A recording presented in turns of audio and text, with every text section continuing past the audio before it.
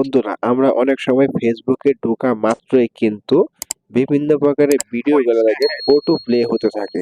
তো এটা কিন্তু অনেক সময় আমাদের বিরক্তির কারণ হয়ে দাঁড়ায় এবং এতে কিন্তু আমাদের অনেকটা এমবিও নষ্ট হয়। তো বন্ধুরা, আপনারা চাইলেই কিন্তু এই বিরক্তিকর জিনিসটা বন্ধ করে রাখতে পারেন, অর্থাৎ আপনি যে ভিডিওতে ক্লিক করবেন সেই ভিডিওটাই শুধু চলবে।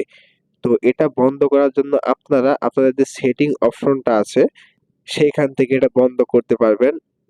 তো এটার জন্য আপনারা এখানে দেখেন প্রোফাইল আইকন আছে, এখানে চলে যাবেন। এখানে চলে যাওয়ার পর নিচের দিকে দেখবেন যে সেটিং নামক একটা অপশন আছে। তো আপনারা সেটিং এন্ড প্রাইভেসি নামক অপশনটিতে চলে যাবেন এবং এখান থেকে সেটিং অপশনটিতে চলে যাবেন। তো এইখানে আসার পরে আপনার নিচের দিকে চলে আসবেন এবং এইখানে একটি অপশন পাবেন আপনারা মিডিয়া নামে। তো আপনারা এই মিডিয়া নামক অপশনটিতে চলে যাবেন এবং এইখান থেকে অটো প্লে এর ক্ষেত্রে আপনারা ৩ টা অপশন পেয়ে যাবেন।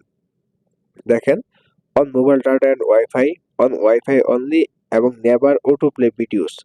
তো আপনারা যদি এইখানে প্রথমটি সিলেক্ট করেন তাহলে আপনার মোবাইল ডাটা এবং ওয়াইফাই দুটোতেই কিন্তু ভিডিও অটো চলবে।